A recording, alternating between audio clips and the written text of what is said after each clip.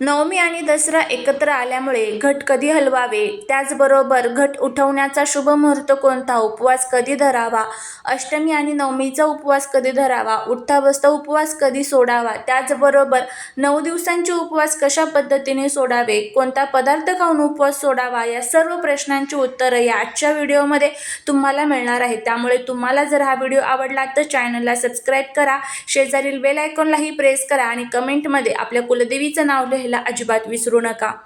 गुरुवारी 3 ऑक्टोबरला सर्वांनी आपापल्या घरी घटस्थापना केलेली असेल, घट बसवले असतील, अनेक जणांनी सगळी सेवा चालू केलेली असेल. नवरात्रीचे हे 9 दिवस इतके पवित्र, शुद्ध आणि सात्विक असतात की आपल्याला ते 9 दिवस कसे जातात हे कळतही नाही आणि नवरात्रीचे 9 दिवस संपत देखील आलेले आहेत. तर यावर्षी एक असा विशेष योगायोग आलेला आहे की तो म्हणजे महानवमी आणि दसरा एकाच दिवशी आल्यामुळे उपवास कधी सोडायचा आहे आणि घट कधी उठवायचे आहेत. कारण काही जण आपापल्या परंपरेनुसार नवमीला तर काही जण दसऱ्याच्या दिवशी घट उठवतात. आपल्याकडे मात्र दसऱ्यालाच घट उठवतात. पण तुमच्याकडे जर पूर्वीपासून नवमीला घट उठवत असतील तर तुम्हाला नवमीला घट उठवायचे आहेत.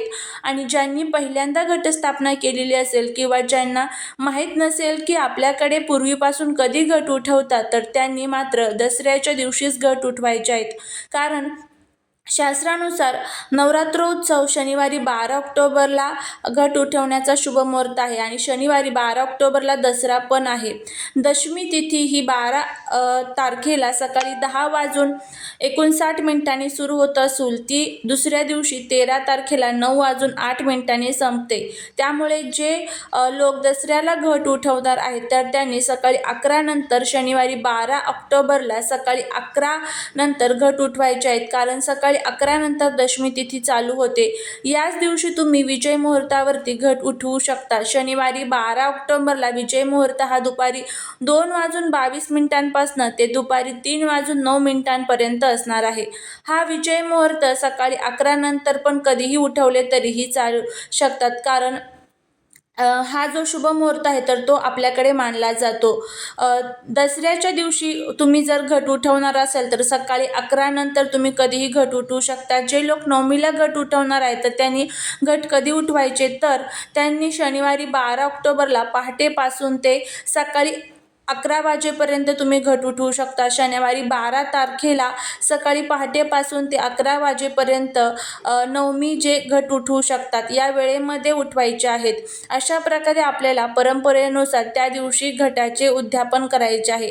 आता उपवास कधी सोडायचा तर नवरात्रीमध्ये काही जण 9 दिवसांचा उपवास करतात, काही जण उठता बसता करतात, तर काही जण अष्टमी आणि नवमीचा करतात. तर ज्यांच्या नवरात्रीचा 9 दिवसांचा उपवास आहे त्यांनी पतिप्रदेपासून उपवास केलेला असेल तो उपवास आपल्याला शनिवारी 12 ऑक्टोबरला घट उठवल्यानंतर सोडायचा आहे. तुम्ही तुमच्या पद्धतीनुसार नवमीला घट उठवले किंवा दसऱ्याला उठवले तरीही आपापल्या घट उठवल्यानंतरच आपल्याला उपवास सोडायचा आहे. ज्यांनी अष्टमी आणि नवमीचा उपवास केलेला असेल त्यांनी अष्टमीचा उपवास धरायचा आहे, त्याबरोबरच नवमीला पण धरायचा आहे आणि दुसऱ्या दिवशी म्हणजेच दसऱ्याला आपल्याला सकाळी घट उठवल्यानंतर उपवास सोडायचा आहे. किंवा तुम्ही नवमीला उठवत असाल तर घट उठवल्यानंतर आपल्याला उपवास सोडायचा आहे.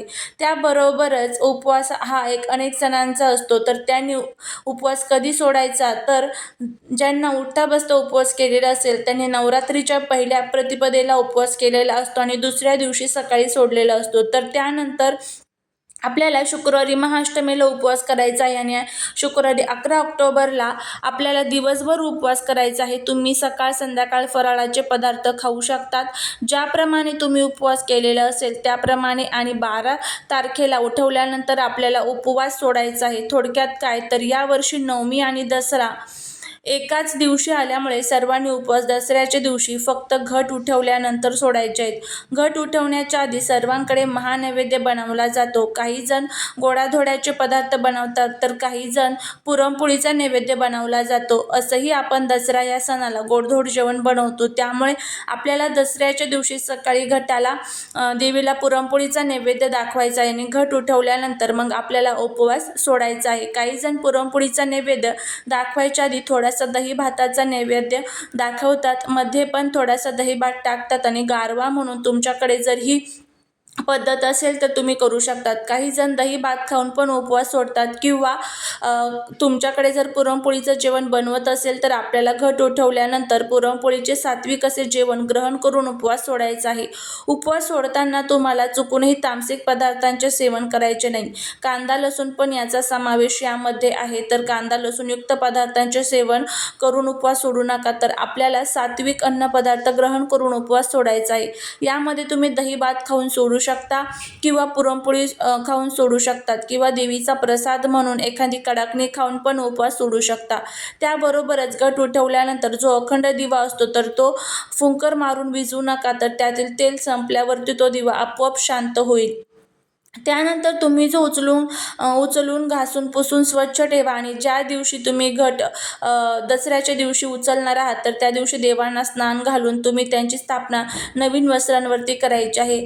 त्यांची छान पूजा करायची आहे. झेंडूचे फुले आणि आपट्याची पाने व्हायची आहेत आणि त्याच दिवशी आपल्याला देवांना नवरात्र उत्सवाचं जे उपवासाचं पारण आहे तर ते आपल्याला करायचं आहे. आजच्या व्हिडिओमध्ये तुम्हाला घट उठवण्याबद्दल उपवास सोडण्याबद्दल संपूर्ण माहिती देण्याचा मी प्रयत्न केलेला आहे. कसा वाटला तुम्हाला आजचा व्हिडिओ मला नक्की सांगा. आवडला असेल तर चॅनलला सबस्क्राईब करा. जास्तीत जास्त लोकांपर्यंत शेअर करा. झालेली सेवा ही महाराजांच्या चरणी रुजू करते. श्री स्वामी समर्थ.